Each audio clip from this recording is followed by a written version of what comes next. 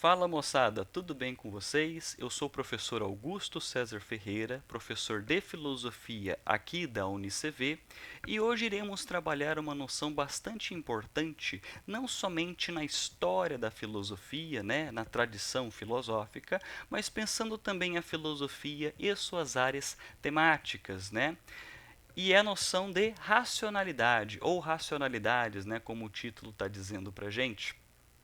E pensando justamente nessas áreas temáticas, podemos nos perguntar como que a noção de racionalidade se relaciona com a linguagem, se relaciona com a obtenção de conhecimento, se relaciona com a sistematização do pensamento científico, das teorias científicas, dentre outras áreas, Lembrando que esse tema da aula de hoje, ele não só está presente, no âmbito do conhecimento filosófico, mas se relaciona com as áreas que estudantes, por exemplo, da história, da pedagogia, das ciências sociais, podem encontrar um elo interdisciplinar, podem encontrar um ponto fundamental, E como a tradição da filosofia, a história da filosofia se mostra bastante ampla, nós iremos hoje enfatizar um contexto específico da história da filosofia, que é o contexto moderno. Mas, professor, a noção de racionalidade se vê exclusivamente nesse contexto? Não, nós podemos perceber essa noção presente em toda a história da filosofia ocidental, Mas também podemos reconhecer aqui nesse contexto um elemento, bastante intuitivo sobre como que isso se sistematizou pensando numa área da filosofia chamada teoria do conhecimento, Se as primeiras noções que nós temos de racionalidade podemos encontrar ali as leis, os padrões de você estabelecer conhecimento, uma linguagem coerente para lidar com o conhecimento do mundo, o contexto moderno, a modernidade, mostra para a gente um contexto crucial para entender como que a razão aqui se mostrou fundamental para sistematizar o nosso conhecimento. É claro, se a gente lembrar do período da antiguidade, do período da filosofia medieval, por exemplo, nós podemos reconhecer, obviamente, a presença da racionalidade. É claro que ali você percebe muitos âmbitos, por exemplo, metafísicos, espirituais, mitológicos, e é claro, se a gente lembrar do contexto do iluminismo, o contexto do início da ciência moderna, o contexto da modernidade parece que enfatiza para a gente, pensando na filosofia, um momento crucial da racionalidade. Não é o único momento, mas iremos aqui, creio que para o aluno dessas outras áreas, não só da filosofia, como da história, como das ciências sociais, como da pedagogia, pode reconhecer aqui nesse contexto, um momento crucial da racionalidade ou racionalidades, Então nós iremos caminhar do seguinte modo: os pontos centrais da aula de hoje podem ser separados em três momentos. O primeiro momento a gente vai analisar de uma forma bastante detalhada os conceitos fundamentais que se relacionam com a noção de racionalidade. No segundo momento, iremos estudar pelo menos as principais noções dos autores da tradição. E já adianto para vocês que iremos analisar três autores desse contexto moderno, pensando na noção de racionalidade, que são René Descartes, David Hume e Immanuel Kant. Como que esses autores se mostram importantes para se pensar essa noção de racionalidade e como que cada um apresenta a sua importância dentro da sua teoria do conhecimento. Lembrando que esses autores, eles são autores fundamentais para se pensar essa área da filosofia que se chama teoria do conhecimento. E o terceiro momento, nosso último momento, iremos fazer uma análise textual de um desses autores clássicos da filosofia, desses autores do cânone filosófico, para entender melhor como isso se relaciona e como que isso influencia, períodos seguintes, pensando consequentemente o período contemporâneo, filosofia do século XX, e podemos pensar filosofia hoje, pensar como que essas noções ainda são cruciais, fundamentais, basilares, para pensar o conhecimento e a própria noção de racionalidade. Pois bem, Iremos agora entender alguns conceitos fundamentais que a gente disse aqui nessa introdução. E a primeira noção, né, o primeiro conceito fundamental, para a gente lembrar das áreas da filosofia, das áreas temáticas da filosofia, nós temos a teoria do conhecimento. Nós temos um outro nome que pode ser associado a essa área, que é epistemologia, né? De uma maneira bastante simples, se a gente lembrar, né?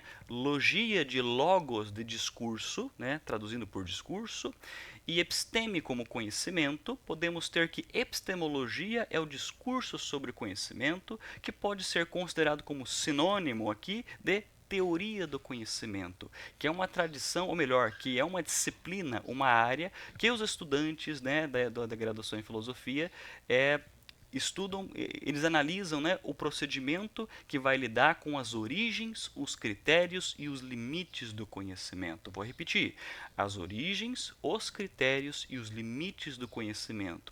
Se a gente traduzir essa parte aqui em forma de perguntas, a gente vai se perguntar: por onde começa o nosso conhecimento? Qual é o ponto inicial do conhecimento? E não basta somente ter um impulso inicial, o passo inicial, a origem do conhecimento. Quais são os critérios do conhecimento? Quais são as regras, os padrões que devem ser utilizados, os modelos que devem ser utilizados? Quais são os padrões que faz com que podemos, né, concluir que obtivemos conhecimento. Então, iremos trabalhar com sistemas, modelos, as regras, os modelinhos de como reconhecer, né, a obtenção do conhecimento. E mais do que isso, né, que é a pergunta: até onde o nosso conhecimento chega? Quais são os limites do nosso conhecimento? O nosso conhecimento é ilimitado? Ele apresenta limites? Quais são, né, qual é o ponto de chegada do nosso conhecimento, né? Então essas perguntinhas são perguntas fundamentais dessa área da filosofia chamada teoria do conhecimento, que lida como que o nosso conhecimento se inicia, por onde que ele inicia, quais são as regras que nós utilizamos para que podemos entender, podemos chegar à conclusão que nós obtivemos conhecimento, quais são os critérios do nosso conhecimento. E finalmente, o nosso conhecimento, o nosso procedimento de conhecer o mundo, ele apresenta limites ou não apresenta limites? Quais são então esses limites, essas cercas, né, do nosso conhecimento? Até onde podemos chegar com esses critérios de conhecimento, né? Então, só lembrando que essa área especificamente, ela não só se relaciona, né, em si mesma com esses conceitos, com esses autores que os próprios alunos de filosofia estão habituados durante a graduação, mas se relaciona com o âmbito da ciência, obviamente, né? Quais são os critérios, as origens, os limites para se pensar, por exemplo, a formulação de teorias científicas ou a formulação, por exemplo, de linguagens formais. E de que linguagens formais estamos falando? Estamos falando da lógica, da matemática, como que a gente consegue aplicar o âmbito, né, dessas linguagens formais dentro, né, do processo de conhecimento, como que podemos racionalizar inclusive as nossas ações, e podemos pensar, por exemplo, em áreas como a ética, como que podemos fundamentar, né, é, o uso da razão na escolha das nossas ações, para que podemos avaliar nossas ações como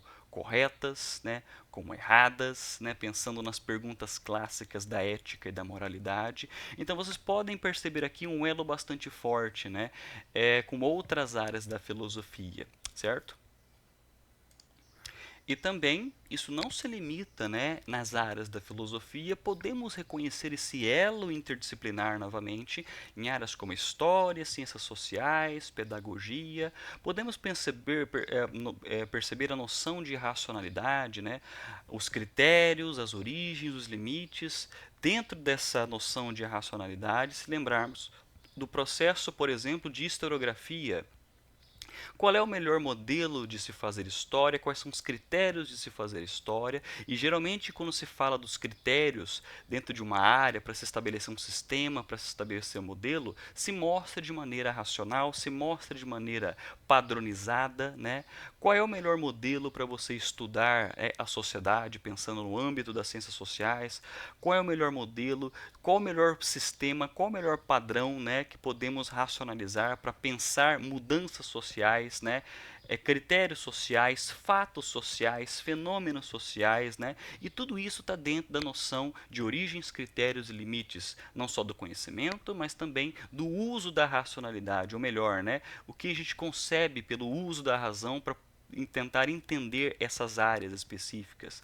No âmbito da pedagogia, a mesma coisa. Quais são os modelos, os sistemas, né? Pensando no sistema educacional, quais são os modelos aplicados, né? Que podem nos mostrar, né? Um bom procedimento de aprendizado, um bom procedimento de obtenção de conhecimento. Tudo isso se relaciona com o âmbito da racionalidade e que vai se relacionar com o conhecimento e com a formulação e a construção de modelos para ser aplicado, para que a gente possa aplicar, né, dentro desses âmbitos das humanidades, né, não só das humanidades, mas pensando em áreas do conhecimento acadêmico de uma forma geral. Só lembrando, só repetindo, os autores que iremos analisar aqui são autores do período moderno e como que eles se encontram aqui na nossa área chamada de teoria do conhecimento. O que cada autor estabelece como origem do conhecimento, critério do conhecimento e limite do conhecimento. E como que isso influenciou radicalmente, né, movimentos da história, pensando, né, do período moderno, né, pensando no século XVII, século XVIII, como que isso influenciou o movimento iluminista. E esse movimento iluminista, se a gente pegar como exemplo especificamente, né, ele é geralmente comentado, né, geralmente estudado no ensino básico, por exemplo, como aquele período em que a razão ela tem o R maiúsculo, né? A razão se mostra com o R maiúsculo. E se a razão se mostra com o R maiúsculo, né, que os iluministas chamam do melhor instrumento para o progresso, melhor instrumento para o progresso político, progresso ético, progresso científico. Consequentemente, a conclusão que a gente chega é que eles estão se distanciando de um âmbito da fé, do âmbito da mitologia, do âmbito da religiosidade. Estamos falando aqui também de um distanciamento institucional da religião, da Igreja Católica especificamente. E aqui nesse contexto moderno, e é por isso que nós, né, estamos trazendo aqui, porque aqui iremos notar de uma maneira mais enfática a presença dessa razão, né, dessa racionalidade com R maiúsculo, né? E uma coisa que não pode ser deixada de lado, pensando nesse elo interdisciplinar, é a importância dessa noção de racionalidade no contexto moderno, pensando no início da ciência moderna. Se a gente lembrar uma coisa que antecede, né, o século XVII, podemos pensar em autores como Galileu Galilei, né, que ali você percebe, ou até mesmo filósofos como Francis Bacon, que são figuras centrais do surgimento da chamada ciência moderna, o início da chamada ciência moderna, pensando métodos como experimentação, testes, observação, né, probabilidade, que aqui a noção de racionalidade desse contexto moderno se mostra crucial no surgimento da ciência moderna, que é, digamos assim, o berçário da ciência que nós temos hoje. Então, esse contexto aqui é fundamental para se pensar também a racionalidade na sistematização disso que a gente chama de ciência. Lembremos, por exemplo, não só unicamente, mas como que é crucial pensar na sistematização da racionalidade dentro da ciência no contexto que nós passamos em 2020, né? Pensando na pandemia, sem as noções de teste, observação, experimentação. Então, esse contexto, né, pensando no berçário da ciência moderna, se mostra fundamental e parece que o aluno encontra aqui com mais clareza, com mais evidência, digamos assim, essa presença da racionalidade com esse R maiúsculo, né? Embora aqui no título nós não esteja com R maiúsculo, mas esse contexto moderno, né, fica mais intuitivo para o aluno essa racionalidade com R maiúsculo em todos esses acontecimentos, em todos esses projetos da modernidade que estão acontecendo, né? O início da ciência moderna, a proposta iluminista, e a proposta iluminista ela sempre é considerada, ela sempre é é considerada como sinônimo, né, de projeto da modernidade. Então, toda vez que vocês encontrarem lá iluminismo, vocês podem traduzir, né, essa noção também por projeto da modernidade, né? E esse projeto da modernidade, ele se distancia, né, dos preceitos e visões de períodos anteriores, como o período medieval e as concepções da antiguidade. Outra coisa bastante importante, mesmo que pareça muito óbvio a gente dizer, é essa concepção de racionalidade e a sua exigência, a sua importância dentro do âmbito de linguagens formais, né? Pensando especificamente no uso da lógica e no uso da linguagem matematizável, né? Se a gente lembrar, né, que dentro da formulação da ciência moderna, ou até mesmo dentro da filosofia moderna e contemporânea, né, o uso da linguagem lógica, o uso da linguagem que apresenta para a gente as leis do raciocínio, né, as leis da racionalidade, são cruciais para se pensar, né, nesse nosso contexto da aula de hoje, o conhecimento. Porque as origens, os critérios e os limites do conhecimento não podem se dar de forma gratuita, aleatória. Ela precisa estabelecer um padrão. E esse padrão, dentro do que se estabelece como critérios do conhecimento, critérios para ação, ele deve ser pautado em leis gerais do raciocínio, né? Que a gente pode colocar no colo da lógica e da linguagem lógica, né? É bastante importante a gente notar que no âmbito da teoria do conhecimento, no âmbito da lógica, no âmbito do conhecimento científico, a gente precisa entender a importância da lógica e da linguagem matematizável. Por quê? Porque muitas vezes, né, no âmbito da produção de conhecimento, né, estamos utilizando a linguagem para falar sobre o mundo, falar sobre os fenômenos do mundo, e às vezes a linguagem que a gente usa, a nossa linguagem natural, ela esconde, né, ambiguidades, esconde contradições. E o uso da linguagem lógica, o uso da linguagem matematizável, por exemplo, faz com que nós identifiquemos mais claramente, né, essas ambiguidades da nossa linguagem, as contradições da nossa linguagem, porque se nós queremos, né, construir conhecimento, se nós queremos obter conhecimento, nós precisamos primeiramente falar sobre o mundo, escolher uma linguagem que seja clara o suficiente para falar sobre o mundo, falar sobre os fenômenos do mundo, para falar, por exemplo, dos fenômenos da natureza, pensando nas ciências naturais, para falar sobre os fenômenos da sociedade, se a gente quer falar sobre as ciências sociais, para falar sobre os procedimentos da educação, se a gente pensar sobre a pedagogia, para falar sobre os procedimentos para se fazer historiografia, se a gente parar para pensar na história, e esse raciocínio, ou melhor, essa linguagem, né, lógica, ela é fundamental para a gente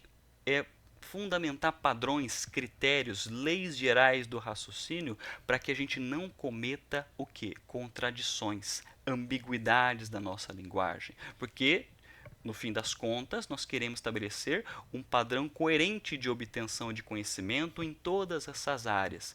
Então, nesse sentido, a noção de racionalidade também se relaciona com o uso lógico da linguagem, né?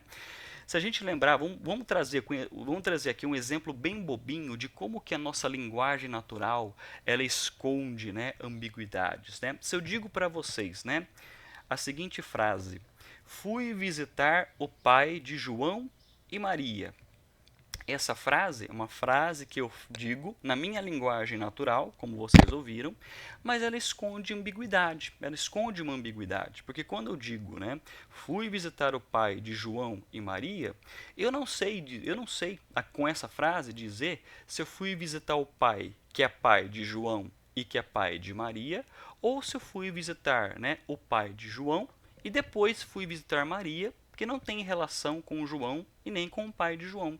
Então, essa frase, né, na nossa linguagem natural, ela esconde ambiguidades. Consequentemente, há razões para se pensar que a nossa linguagem natural também esconde contradições. Então aqui nós também devemos entender, né, que a racionalidade ela também está presente, ela também se mostra forte no uso lógico da linguagem. Vou repetir, no uso lógico da linguagem, porque o uso lógico da linguagem nos ajuda, né, a reconhecer mais claramente, né, a maneira que estamos falando do mundo, da natureza, da sociedade, da educação, da história, porque no fim das contas queremos critérios seguros do conhecimento. Nós queremos critérios que sejam seguros para o conhecimento. E os autores que iremos analisar hoje, eles mostram essa preocupação com os critérios do conhecimento. Logo, estão preocupados com os padrões, as leis, né, do que é, né, obter conhecimento.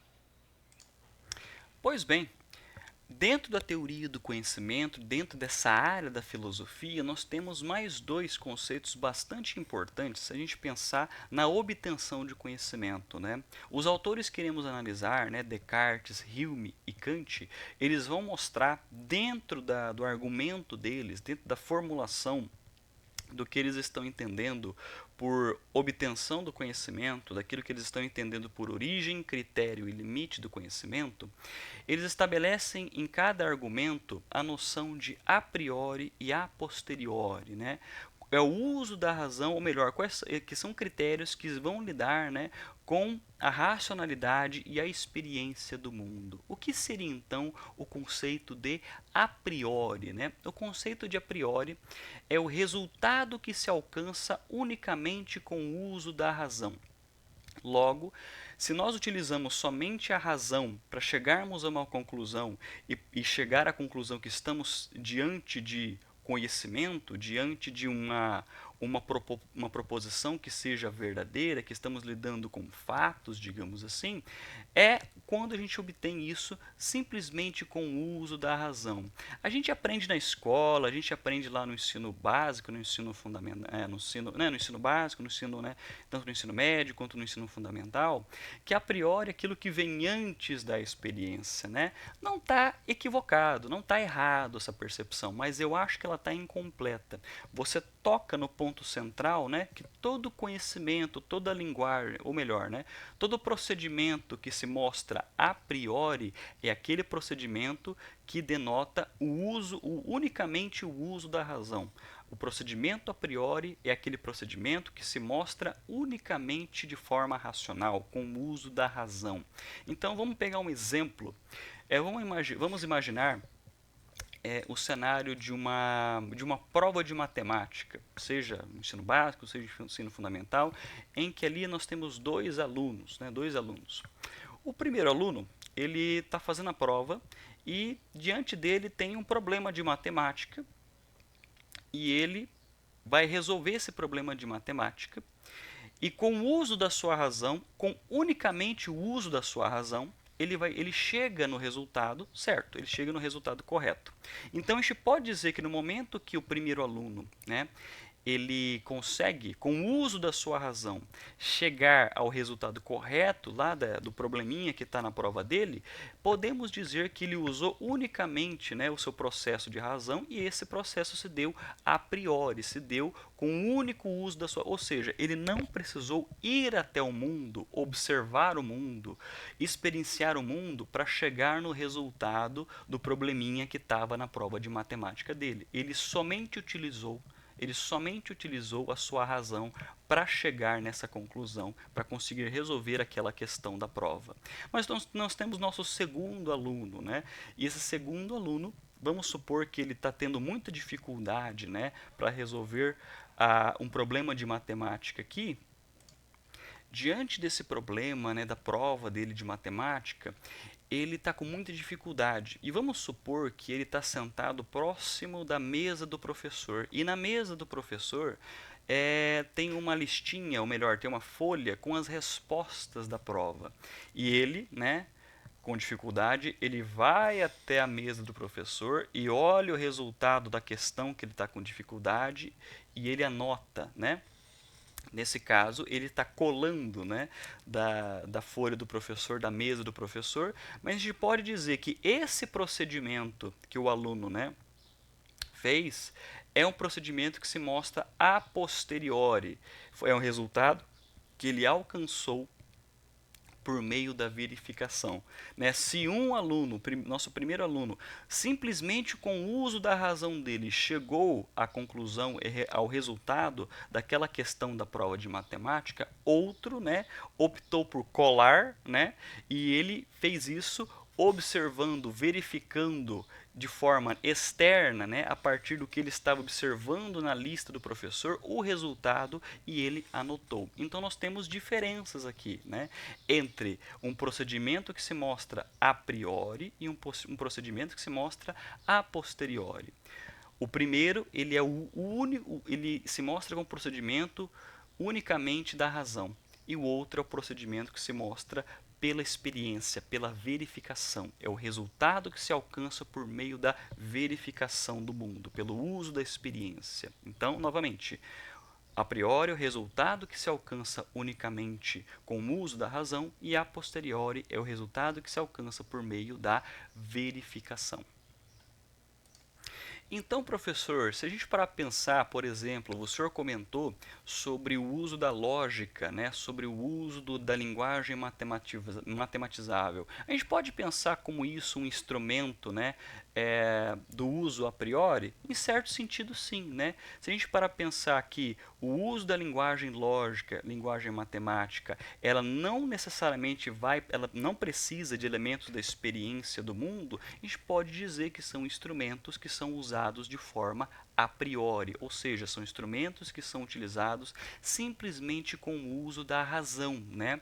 Pensando na lógica clássica, nas lógicas não clássicas, pensando nas linguagens matemáticas, na formalização matemática, é algo que não precisa, né, não precisamos experimentar o mundo, observar o mundo, verificar o mundo para que cheguemos nos resultados, porque são instrumentos que simplesmente pelo simples uso da razão podemos chegar nesses resultados. Agora, dentro da filosofia e também na ciência, se estamos falando sobre causa e efeito, né? Por exemplo, eu olho e observo no mundo, né, uma mesa de bilhar onde uma bola bate em outra bola e que essa ação faz com que o movimento da primeira bola seja a causa do movimento da segunda bola. Podemos perceber, né, nessa situação trivial do nosso cotidiano, a noção de causa e efeito, né? Um evento que está gerando, que é a causa de outro evento. Um evento que se mostra como a causa e um outro evento que se mostra como o efeito, né? Estamos falando, por exemplo, de causa e efeito, estamos falando de noções, né, que estão muito presentes na noção de a posteriori, porque a gente chega à conclusão, ou melhor, né, podemos pensar em causa e efeito, né, como resultado que se alcança por meio da verificação. Estamos verificando, né, a causas e efeitos da natureza, né? O calor sendo, né, os efeitos climáticos como a causa, por exemplo, a chuva, a evaporação, o que seja, e isso a gente obtém pela verificação de fatos do mundo. São fatos do mundo que a gente observa, que a gente experiencia, que a gente verifica, e tudo isso, todas essas palavras que eu estou utilizando, né, verificação, observação, experimentação, elas estão ligadas necessariamente com a noção de a posteriori, com aquilo que a gente obtém a partir da verificação, aquilo que a gente consegue de forma externa. São resultados que nós obtivemos, que nós podemos obter com os nossos aparatos sensoriais, que estamos nos relacionando com os fatos do mundo, e isso se mostra a posteriori, né? Ou melhor, de forma depois da experiência, né? São resultados que nós obtivemos depois da experiência. Se a gente se ater, né, à concepção tradicional da escola, né, do colégio, né, o resultado que nós obtivemos antes da experiência, a priori, né? E o resultado que nós obtivemos depois da experiência, a posteriori. Mas lembrando, não se esqueçam que é bastante importante essas noções, essa acuracidade dos termos. A priori, o único exclusivo da razão. Posteriori é aquilo que se dá, é o procedimento que se dá pela experiência, pela verificação. Consequentemente, a gente pode perceber aqui a união desses três conceitos, né, dessas três, né, noções que temos aqui, né, que é a teoria do conhecimento e como que a teoria do conhecimento se relaciona com essa noção que é a priori e a outra noção que é a posteriori. Se a teoria do conhecimento é a área da filosofia que se pergunta sobre as origens, os critérios e os limites do conhecimento, podemos identificar possíveis respostas a essas perguntas, né? Por exemplo, quais são as origens do conhecimento? A origem do conhecimento, ela é a priori? Ela é o impulso inicial do nosso conhecimento? Ele é o uso unicamente da nossa razão? Se não for se o impulso inicial do nosso conhecimento não se mostra a priori, ele é a posteriori, o início do nosso conhecimento, ele se dá pela verificação, aonde que é o ponto inicial do nosso procedimento de conhecimento? Qual é o ponto inicial do conhecimento? Será que essas noções de razão e experiência, elas se dão ao mesmo tempo? O procedimento que se dá a priori junto com o procedimento que se dá a posteriori, eles se dão ao mesmo tempo, eles são juntos as origens do demarcam, né, as origens do conhecimento, e melhor, eles juntos, eles demonstram os critérios desse conhecimento, né? E outra, se a origem do nosso conhecimento é a priori, né, o uso exclusivo da nossa razão, a nossa razão ela é ilimitada? Se ela não é ilimitada, quais são os limites do uso da razão? A origem do nosso conhecimento, ela é a posteriori, ela começa pela verificação, ela começa pela experiência.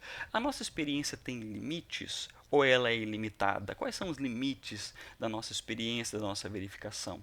Então podemos perceber aqui mais claramente, né, a relação entre a teoria do conhecimento que lida com os procedimentos de obtenção de conhecimento e quais são, né, esses procedimentos, a posteriori ou a priori. E a gente vai enxergar nos argumentos de autores, né, tradicionais, autores canônicos da filosofia moderna, né, a presença desses argumentos. E a gente vai enfatizar aqui como que o argumento de cada um se mostra dentro da teoria do conhecimento, dentro da epistemologia, na área da filosofia e como que isso influencia diversas outras áreas do saber.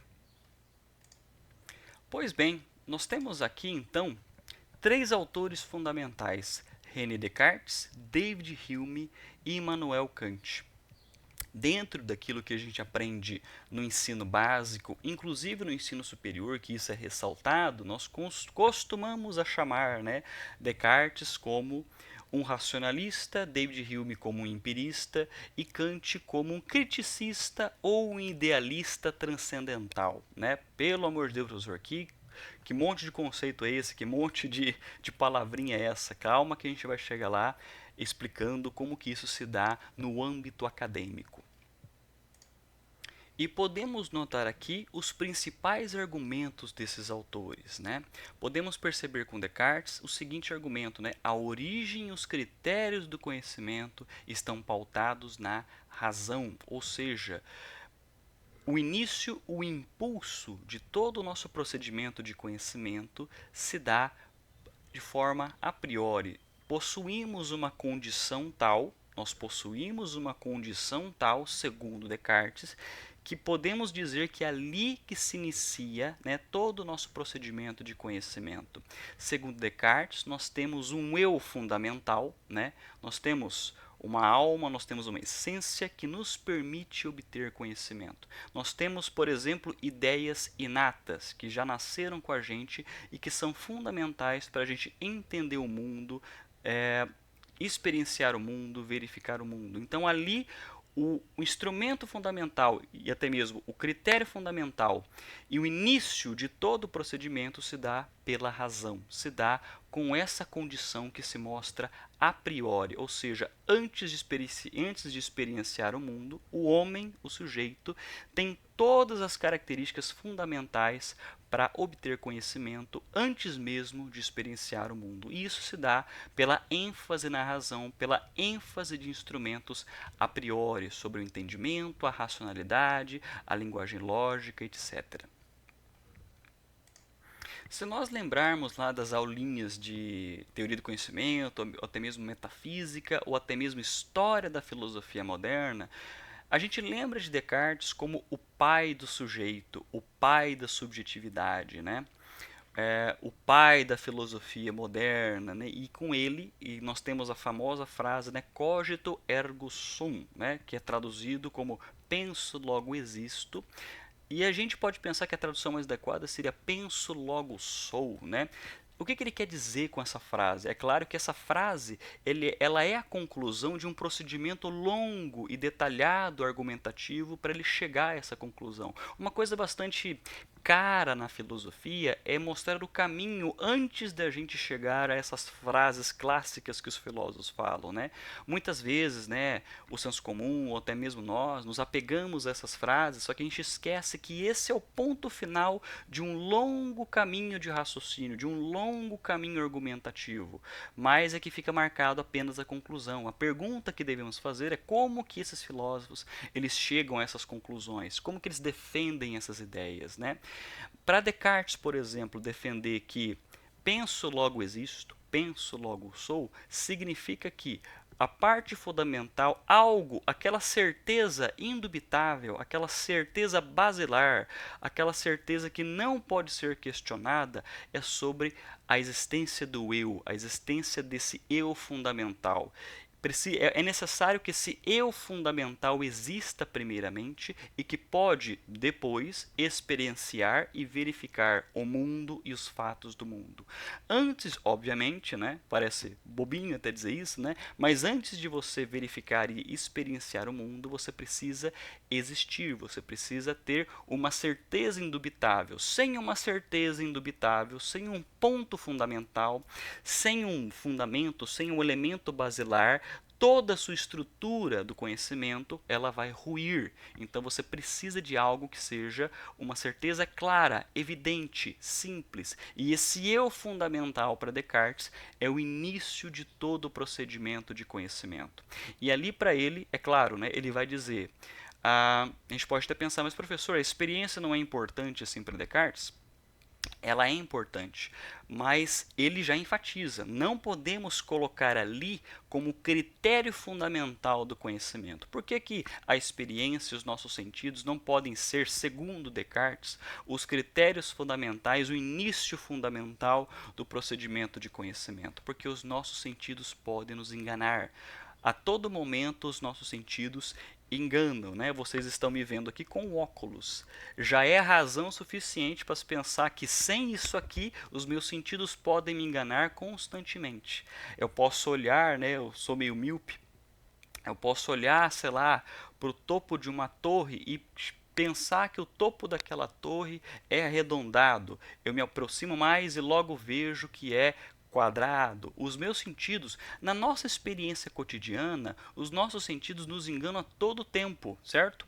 E já que, é claro que nós precisamos dos sentidos, precisamos da experiência, mas uma coisa é dizer que eles são a base fundamental do conhecimento. Para Descartes, ali não reside a base fundamental do conhecimento, porque a todo momento estamos sendo enganados pelos nossos sentidos. Então, não é uma base segura para você fundamentar o conhecimento. Repito, segundo Descartes, não é uma base segura para você fundamentar o conhecimento. Agora, a partir do uso da racionalidade, a partir do uso da razão, que se dá no seu eu essencial, que se dá no seu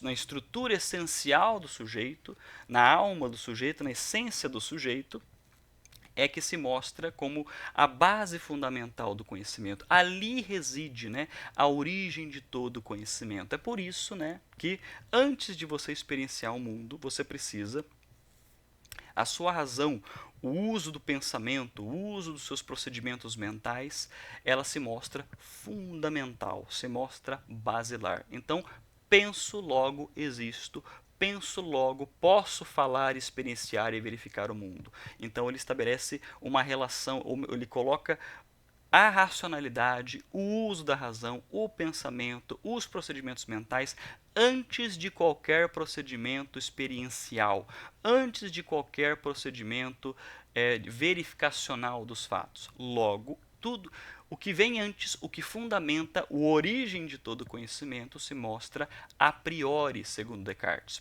Se mostra primeiramente, unicamente com a razão, que você vai assim, né, a partir com esse uso exclusivo da razão, você estabelece as leis, os padrões, as regras, né, de como você vai garantir o seu conhecimento dos fatos do mundo, os fatos que você observa pelos sentidos.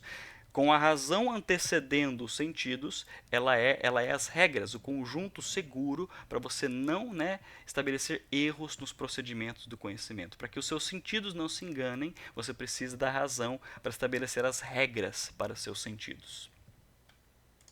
O nosso segundo autor é chamado de um empirista, né, que é o David Hume, o escocês David Hume. Particularmente, assim, um dos meus filósofos favoritos. Gosto de todos dos meus filósofos, assim, só que eu tenho os meus favoritos, assim. E Hume mostra o seguinte argumento, é o inverso, se a gente parar para pensar, com relação a Descartes.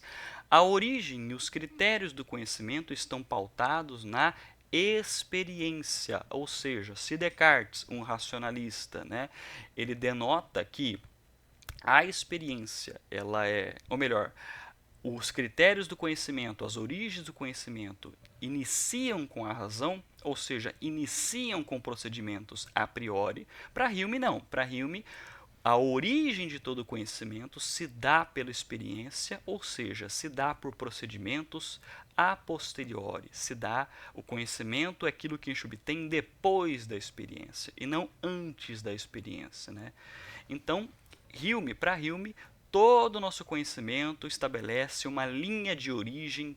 Todo o nosso conhecimento estabelece uma linha de origem com a experiência, com o nosso contato sensorial com o mundo. E ele estabelece uma linha de origem, como se fosse uma arqueologia das nossas ideias, né? Eu estou um pouco abusando, né, das terminologias do autor, mas aqui a gente consegue perceber qual é o nome que a gente dá para o primeiro contato que a gente tem com o mundo e como que esse contato com o mundo forma as nossas ideias, né? Segundo Hume, o nosso conhecimento do mundo está pautado na experiência, ou seja, a origem dele está ali.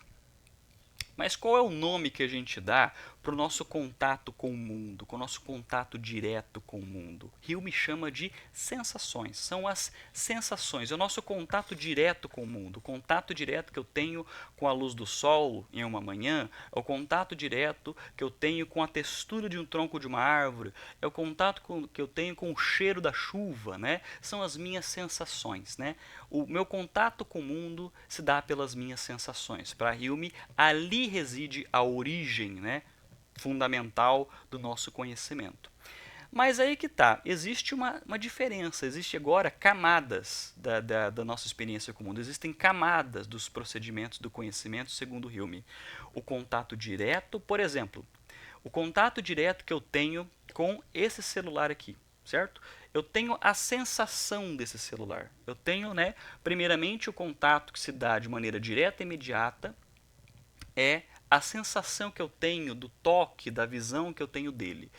Agora, mas esse celular, ele se dá na minha mente. Ou seja, ele se mostra também como algo, uma imagem da minha mente. Por exemplo, vamos supor, diretamente eu tenho a sensação dele pela visão, pelo tato, né? Mas agora, quando ele não está mais no meu campo de visão, quando ele não está mais no meu campo de tato, eu me lembro dele, eu penso sobre, né, o celular, penso sobre a árvore que estou vendo, que eu vi, penso no copo que eu peguei agora há pouco, e essa imagem da minha cabeça, ele chama, né, David Hume vai falar sobre impressões, as impressões que eu tenho, né? E quando eu falo impressões, é sobre esse contato particular, as impressões que eu tenho a partir da minha perspectiva, né? Então, a primeira camada é a sensação, o contato direto, né, com os objetos do mundo, com os fatos do mundo, e a segunda camada é a impressão, são as impressões que já são, digamos assim, frutos da sensação e que moldam, que criam, que constroem, né, essa representação que está, por exemplo, na minha mente, que essa representação que nós guardamos, essa impressão que tem relação com os procedimentos mentais, a memória que eu tenho do celular, né, a imaginação que pensa, imagina sobre o celular, que imagina sobre a árvore que acabei de ver alguns minutos atrás, né? Então nós temos a primeira camada que é sensações, a segunda camada é as impressões, né? Mas nós temos uma terceira camada, né? Que são as ideias. Então, para Hume, toda a origem se dá pela experiência, começa com a sensação, primeira camada. O mundo que se dá na mente do sujeito se mostra pelas impressões, segunda camada, e as impressões dão origem a uma terceira camada que são ideias. A gente vai notar com o nosso terceiro autor, que é Kant, que é a formação de conceitos, por exemplo. Então vamos pensar num exemplo bastante trivial, bastante banal. Eu estou num pasto e observo cavalos. Eu observo o primeiro cavalo, o segundo cavalo, o terceiro cavalo. Segundo Hume, a minha experiência está me possibilitando sensações. A visão me dá a sensação do que é experimentar visualmente esses cavalos. O cavalo número 1, o cavalo número 2, o cavalo número 3. Esse cavalo é marrom, outro cavalo é branco, outro cavalo é rajadinho, né? Então eu tenho, a primeira camada da minha experiência são as sensações, certo? Mas eu tenho, né, a impressão do que é esse objeto do mundo, cavalo, né? Eu tenho a representação mental desses cavalos. Então, esse cavalo está no mundo, mas esse cavalo também está na minha mente, né? Eu também experiencio mentalmente o que a minha visão está me mostrando. Então, eu tenho a impressão desses cavalos. Eu tenho a impressão barra representação desses cavalos na minha mente, certo? Mas esses cavalos são, digamos assim, particulares. O cavalo número 1 tem suas características, o cavalo número 2 tem suas características, o cavalo número 3 tem suas características. No entanto, né, eu tenho o conceito de cavalo. E esse conceito ele pode se aplicar tanto ao cavalo número 1, ao cavalo número 2, ao cavalo número 3. Mesmo que seja um cavalo marrom, um cavalo branco, um cavalo rajadinho, esse conceito cavalo, ele se aplica em todos esses, né, em todas essas criaturas, em todos esses entes. Logo, se eu estou falando do conceito de cavalo que se aplica a todos esses sujeitos, estou falando da formulação da ideia. A ideia. Vocês conseguem perceber, né? Primeira camada, sensação. Segunda camada, impressão, representação. Terceira camada, a ideia, a formação de ideias, né? Então, segundo Hume, eu tenho a sensação, né, uma sensação prazerosa que eu tenho com familiares, com a minha namorada, com os meus amigos, né? Essas minhas sensações de fatos do mundo se dá pela experiência. Eu tenho a impressão, né, dessa minha relação com eles, da minha relação com os fatos que se dão com eles, mas essa sensação, juntamente com essa impressão, formula a ideia, por exemplo, a ideia mais abstrata de amizade, de amor, de romance, o que seja. Então, Hume está dizendo que a experiência, o início, as nossas sensações formulam, é o ponto inicial das nossas ideias. Então, essas camadas, sensação, impressão, ideias, né, é o caminho, é a linha que é a linha fundamental para você fundamentar o conhecimento segundo David Hume, que é um empirista. Logo, o início, o impulso fundamental de todo conhecimento se dá pela experiência. Professor, mas a razão para Hume não é fundamental? É fundamental. Mas o início, o critério, reside na experiência, ela precisa de um impulso, e esse impulso se dá pela experiência, e tudo, segundo Hume, pode estabelecer uma linha de origem com a experiência, né? Então a maioria das nossas ideias, segundo Hume, elas estabelecem uma linha de origem na experiência. Não é à toa que a origem, então, e os critérios do conhecimento para Hume, não só para Hume, para Berkeley, para Locke, né? E outros empiristas está na experiência, ou seja, está depois, todas as ideias que nós obtivemos se dá após a experiência, de forma a posteriori, né? E o nosso terceiro autor, que é Immanuel Kant, que é um dos grandes filósofos, os estudantes da filosofia creio que seja o autor que eles mais veem, né, na filosofia, que ele está tanto na filosofia moderna, como que ele é resgatado em algumas situações ali na filosofia contemporânea. Ele, na filosofia, é um cara incontornável, né?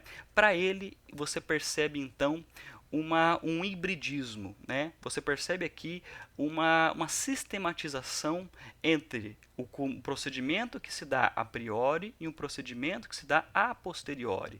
Para Kant, né, a origem do conhecimento está pautada na experiência, mas os critérios são aplicados pela razão.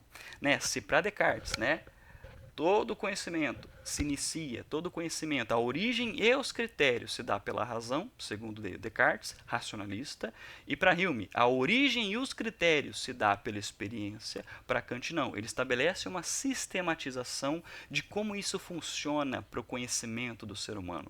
Ele fala, o impulso fundamental se dá na experiência, logo você percebe em Kant uma influência de Hume, não é à toa que na filosofia, né, a frase famosa que Kant fala sobre Hume, né, que Hume me acordou do sonho dogmático. Né, ele fala que o argumento humeano foi fundamental para que Kant, né, deixasse, porque Kant ele teve uma formação muito forte do racionalismo, ele teve uma formação muito forte de um racionalista chamado Wolff, né, na Alemanha.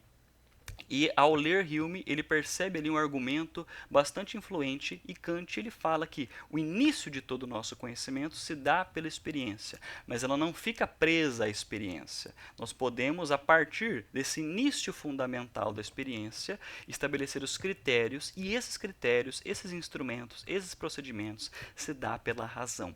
Então, o início de tudo é a posteriori. O botão de liga, né? O botão de ligar do nosso conhecimento se dá pela experiência. Fica exclusivo na experiência? Não. A partir desse botão de liga da experiência, nós podemos aplicar nos nossos instrumentos, nossos critérios, e esses critérios são pela razão, pela racionalidade, por aquilo que a gente pode utilizar de forma a priori, certo? Então ele vai fundamentar então o conhecimento humano unindo esses dois conceitos, esses dois procedimentos, essas duas condições fundamentais para se pensar, né, o conhecimento. Ah, professor, então o Kant é meio que um empirista racionalista, né? Em certo sentido, se a gente parar a pensar, ele faz, né, a conciliação entre essas duas concepções. Dentro da tradição da filosofia, ele é chamado de idealista transcendental, né, de criticista, porque ele vai estabelecer os critérios para você estabelecer os padrões e os limites do conhecimento. E para Kant, né, existem coisas que são objetos de conhecimento, ou seja, coisas que estão relacionadas tanto com a nossa experiência quanto com a nossa razão, mas existem objetos que não são objetos de conhecimento. Mas, professor, então o Kant está falando sobre os nossos limites do conhecimento? Sim, quais são os limites do conhecimento segundo Kant? Que podem ser traduzidos por três conceitos. Para o Kant, os limites do nosso conhecimento são Deus, alma, liberdade. Né? Segundo Kant, Deus, alma, liberdade não são objetos de conhecimento. Nós não podemos conhecer esses objetos. Ali estão, segundo a teoria do conhecimento do Kant, da epistemologia do Kant, os limites do nosso conhecimento. Não podemos alcançar o conhecimento desses objetos, certo? É claro que Deus, alma e liberdade serão fundamentais para a teoria ética do Kant. Agora, para a teoria do conhecimento do Kant, elas denotam os limites do nosso conhecimento. Nós não podemos chegar ao conhecimento desses objetos. Logo, você percebe ali que, no âmbito da nossa experiência e no âmbito da nossa razão, esses três conceitos, para Kant, demarcam os limites do nosso conhecimento. Só aqui com esses três autores podemos então perceber, né, podemos perceber mais claramente um grande caminho da teoria do conhecimento na filosofia, como que o sujeito se relaciona com o mundo, como que o sujeito experiencia o mundo e como que a racionalidade do sujeito sistematiza isso para se pensar conhecimento. Pois bem, podemos finalizar essa aula de hoje com um trecho da Crítica da Razão Pura, uma das principais obras do Immanuel Kant, que fala justamente sobre a relação da nossa experiência com a razão, a experiência e a razão dentro dos procedimentos do conhecimento. Vamos ler aqui. Denominamos sensibilidade a receptividade da nossa mente para receber representações na medida em que é afetada de algum modo. Essa primeira parte está falando sobre a experiência sensorial, aquilo que Hume falou sobre sensações e impressões. Tenho a impressão direta dessa xícara de vidro. Tenho a impressão e a representação dessa xícara que eu acabei de ver na minha mente. E Kant está falando sobre isso se dá pela sensibilidade e pela receptividade e como que a sensibilidade e a receptividade elas garantem a representação dessas coisas na mente. Em contrapartida, denominamos entendimento ou espontaneidade do conhecimento a faculdade do próprio entendimento de produzir representações. E isso está ligado aos procedimentos mentais, que consequentemente estarão ligados com a racionalidade, com o uso da razão, né? A nossa natureza é constituída de um modo tal que a intuição não pode ser senão sensível. O Kant está utilizando o termo intuição aqui de uma maneira bastante técnica, de uma maneira bastante específica, de uma maneira bastante filosófica. Por favor, não confundem intuição da mesma maneira que a gente usa essa palavra no senso comum. Aqui, intuição ela tem um significado bem filosófico, bem técnico. Intuição para Kant é o aparato, é o processo da experiência, da sensibilidade do mundo, certo? Retomando, a nossa natureza é constituída de um modo tal que a intuição não pode ser senão sensível, isto é, contém somente o modo como, somos afetados pelos objetos, a maneira que eu sinto, a maneira que eu vejo, a maneira que eu ouço, a maneira que eu saboreio, que somos afetados por esse objeto, somos afetados pelos fatos e objetos do mundo, enquanto o entendimento é a faculdade de se pensar o objeto na intuição sensível. Então, da mesma forma que a experiência me possibilita experienciar o celular, eu posso pensar a respeito dele, eu posso representá-lo mentalmente, eu posso utilizar a minha razão para pensar o objeto. Eu posso utilizar os processos da minha racionalidade para pensar o objeto. Então, Kant está mostrando aqui a distinção entre esses dois mundos, entre experiência e racionalidade, e o uso da razão. Desse modo, tanto é necessário tornar os conceitos sensíveis, quanto tornar suas intuições compreensíveis, certo? É preciso tornar suas intuições, ou seja, ele está dizendo, é preciso identificar como que os nossos conceitos e o uso da nossa razão se relaciona com os fatos do mundo e com a nossa experiência, e relacionar tanto a nossa experiência do mundo com o uso da nossa razão. Então, você percebe essas duas coisas interligadas e como que com essas coisas interligadas, podemos falar sobre os procedimentos do conhecimento, a origem, as regras, os critérios e os limites do nosso conhecimento. Então, podemos chegar à conclusão aqui sobre do que se trata, então, falar sobre racionalidade e falar sobre procedimentos do conhecimento. Se a gente resumir esse pensamento, kantiano especificamente, sem a experiência, sem a sensibilidade, não podemos ter os objetos do mundo. E sem o entendimento, sem a racionalidade, não podemos pensar a respeito dos objetos do mundo. Porque a experiência, a sensibilidade, nos dá os objetos de estudo, nos dá os objetos e os fatos do mundo. E o entendimento nos fornece os instrumentos, as linguagens necessárias para podermos pensar a respeito desses objetos do mundo, para poder conceituar a respeito desses objetos do mundo. Então, logo, isso se dá de uma maneira bastante íntima com os procedimentos de conhecimento. E isso não se mostra exclusivo na filosofia. Isso é a base de todas as áreas que lidam com o termo conhecimento. E isso estamos falando Das humanidades, podemos enfatizar, não, puxar sardinha para o nosso lado, né? As humanidades, história, ciências sociais, ciência política, pedagogia, psicologia. Então, como que essas coisas fundamentaram a forma de se pensar essas outras áreas do saber?